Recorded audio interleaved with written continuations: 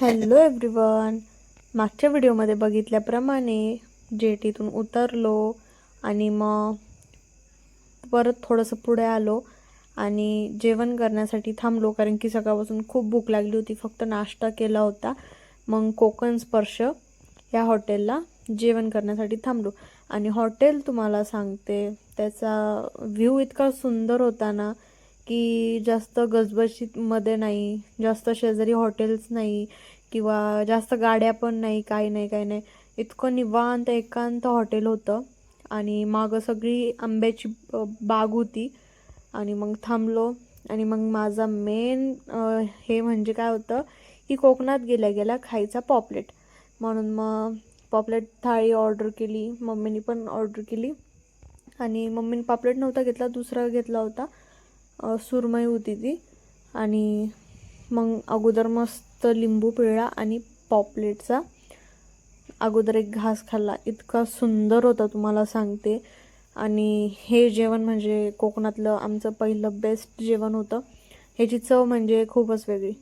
नंतर जेवण केलं, निघालो आणि रस्त्यामध्ये जाताना आम्हाला हा रेनबो दिसला. आणि त्याच्यानंतर मग डायरेक्टली आलो हॉटेलवर, कर्दे बीचवर.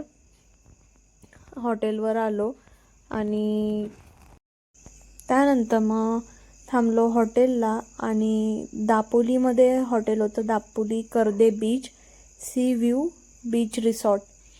मग आलो, सामान वगैरे ठेवलं, कपडे चेंज केले आणि मग मला मस्त असे सनसेटमध्ये फोटो काढायचे होते, म्हणून मग गेले बीचवर आणि वन पीस घातला होता आणि सुंदर सुंदर असे फोटोज काढले मी.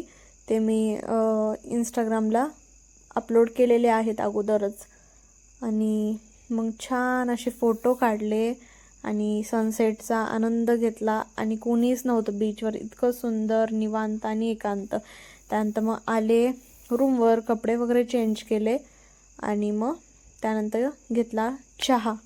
आणि चहा इतका सुंदर बनवला होता त्यांनी, तुम्हाला सांगते. मी चहा शक्यतो पीत नाही, म्हणजे पितच नाही, पण मम्मी बोलली थोडासा घे, म्हणून असं मस्त रात्रीचा व्ह्यूचा आनंद घेत मस्त नाईटचा चहा पिले. आणि त्यानंतर मम्मीचा प्रवास करून मान डोकं खूप दुखत होतं, पप्पांचा पण BP वाढला होता.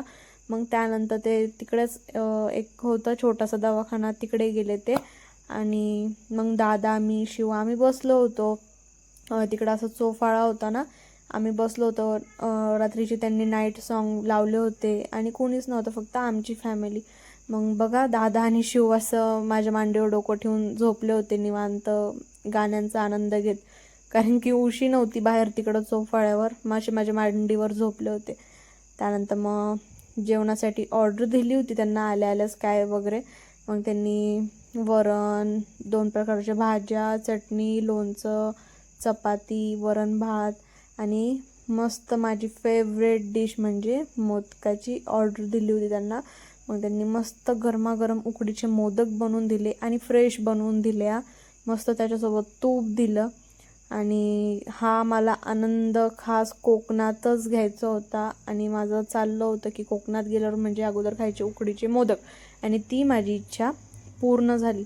आणि तुम्हाला सांगते, मी एक घास खाल्ल्याच मम्मीने मला विचारलं कसे आहे, म्हणलं सुंदर. Thank you for watching. Okay, bye.